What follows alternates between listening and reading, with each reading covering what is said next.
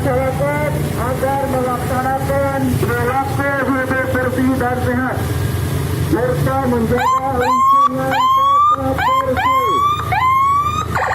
Membiasakan sering cuci tangan pakai sabun dengan air yang mengalir dan sabun antiseptik setiap sebelum melakukan aktivitas dan sesudahnya. Menteri Desa, Pembangunan Daerah Tertinggal dan Transmigrasi Abdul Halim Iskandar yang sering disapa Gus Menteri menanggapi tentang alokasi penggunaan dana desa dalam penanganan COVID-19.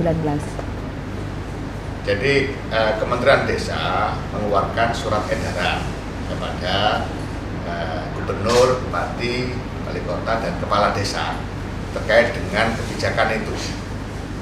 Untuk penanganan atau pencegahan kita punya namanya Desa Tanggap COVID-19, Desa Tanggap COVID-19 yang isinya pertama bentuk relawan desa untuk COVID-19.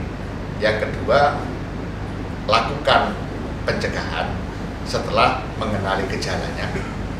Yang ketiga, tangani ketika ditemukan kasus. Ya. Kemudian yang keempat, antisipasi secara terus-menerus dengan senantiasa berkoordinasi dengan pemerintah daerah. Nah, terkait dengan edaran itu mengatur bagaimana termasuk merubah APBDes. Jadi kalau di dalam Permendes nomor 11 tahun 2019 itu padat karya tunai itu hanya bagian dari APBDes, penggunaan dana desa. Juga bisa digunakan untuk pemberdayaan, bisa digunakan untuk kesehatan, misalnya posyandu, bidan desa, dan seterusnya. Nah, hari ini untuk mereka desa-desa yang sudah menyusun APBD seperti petunjuk yang ada di dalam Permendes nomor 11 itu harus berubah hanya dua fokus, satu padat karya tunai, kemudian yang kedua pencegahan dan penanganan COVID-19, sehingga di edaran Kementerian Desa itu juga diberikan mekanisme atau aturan main terkait dengan perubahan APBDes sesuai dengan ketentuan perundang-undangan yang sudah ada. Jadi mekanisme sudah tertangani dengan baik.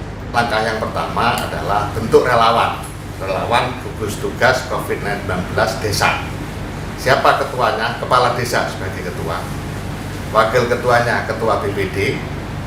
Anggotanya seluruh perangkat anggota BPD, ketua RT, ketua RW, pendamping lokal desa, dan berbagai pendamping yang ada di desa dari Kementerian Sosial, dari BKKBN masuk di dalam anggota.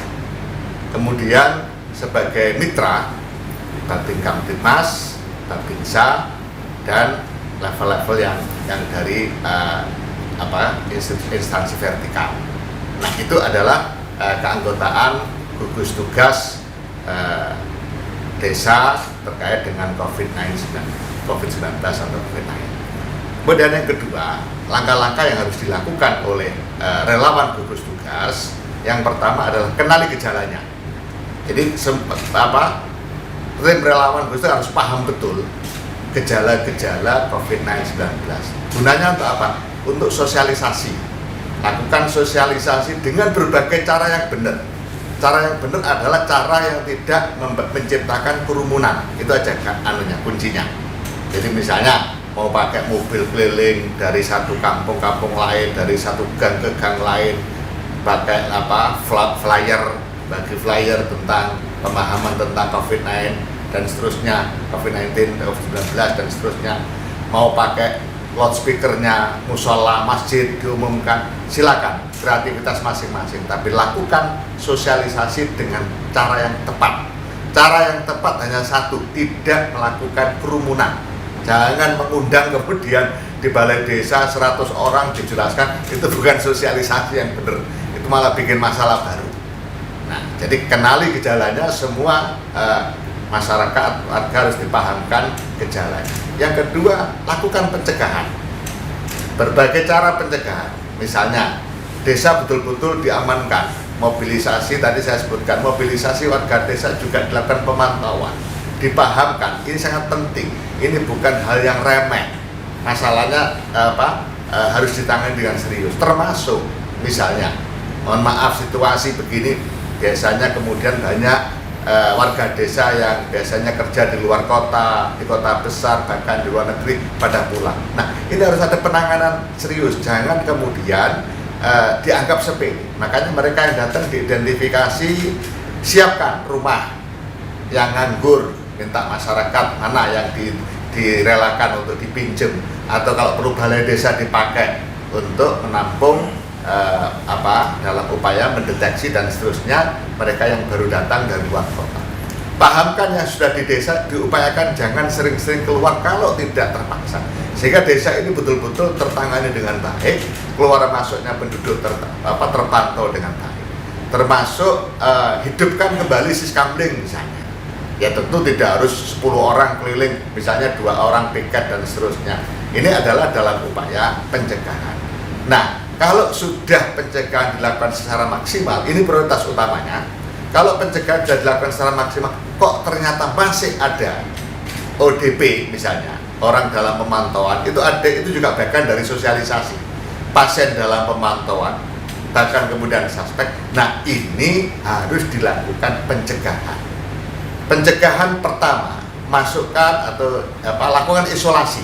Tapi secepatnya membangun disampaikan kepada pihak yang berkompeten, langsung kepada dinas kesehatan. Jangan lama-lama dibiarkan di desa, langsung dirujuk ke rumah sakit rujukan atau ke tempat-tempat yang memang sudah disediakan oleh pemerintah. Nah, oleh karena itu relawan desa ini juga harus paham betul alur penanganan pasien baik ODP, PDP, suspek maupun yang sudah positif. Supaya supaya terlokalisir dengan baik. Nah, jadi SOP kita atau protokol desa terkait dengan COVID-19 sudah kita lakukan dengan agak detail. Meskipun demikian, kita juga membuka call center. Jadi kita bikin call center 24 jam yang bisa dijadikan media untuk melakukan komunikasi dan diskusi dalam kaitannya dengan penggunaan dana desa untuk pencegahan dan penanganan COVID-19.